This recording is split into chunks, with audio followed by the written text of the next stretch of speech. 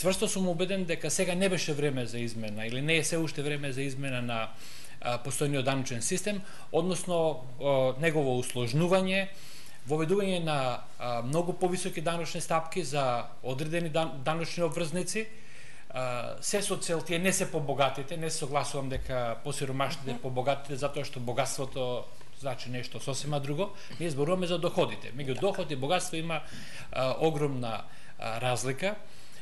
Мислам дека ова ќе на некој начин зголеми даночната евазија. Ако сакаме ние во земјата да ги задржиме, нели, тоа сега е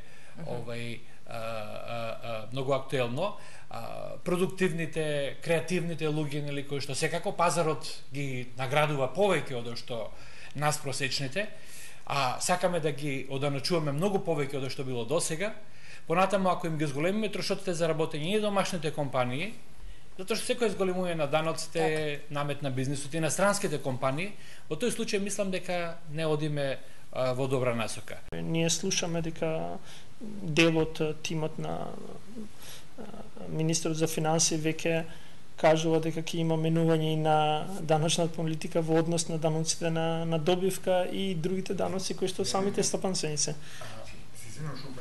Меѓутоа, овој данок не би требало да се очекува дека ќе го поскапи бизнисот.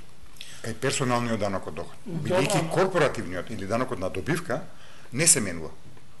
ДДВ-то не е најавено. Иако има сега еден од главните советници на министерот за финансии е поборник на менување на корпоративниот данок.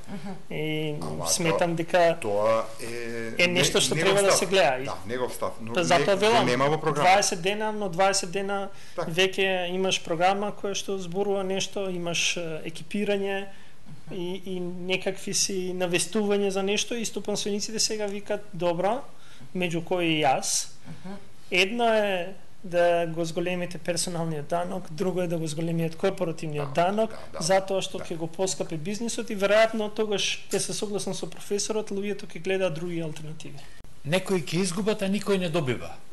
Внимавајте, со реформа во која што имате само губитници, не правите успешна реформа. Кога велам никој не добива, мислам на тоа дека и интуитивно, без некои подлабоки пресметки, фискалниот ефект, односно зголемените приходи од воведувањето на даночна прогресија ќе бидат, речиси, минимални, никакви. Јас секогаш ја потсетувам јавноста, кога ние пред да го введеме овој систем на рамен данок, имавме 3 стапки, 15, 18 и 24. Верувајте, со оние повисоките стапки, само 5% од вкупните приходи се прибираат, што значи дека беа нерелевантни. Нешто друго, сега, кое што може да забележат само експерти, мене ме загрижува, во една изјава на министерот за финансии, новиот министер за финансии, слушнав дека тие се раководат од нов модел на растот, кој што ќе биде воден од платите. На англиски го кажа wage-led growth. Тогаш не се чувствував лагодно, мислам дека тоа предизвикува загриженост кај луѓето кои што малку подобро ги познаваат состојбите. Видете, такво нешто може да биде политика, односно промена на моделот само во земји како што се, например, во моментов Јапонија и Германија.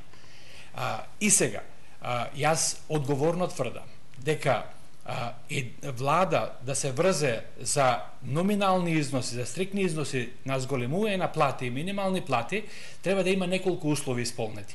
Прво, да имате суфицит во платниот биланс.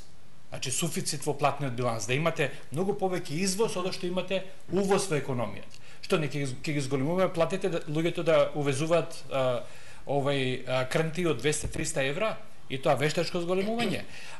Тоа е првото. Второто е да имате суфицит во буџетот. И трето, да имате стапка на невработеност не повеќе од 4-5%.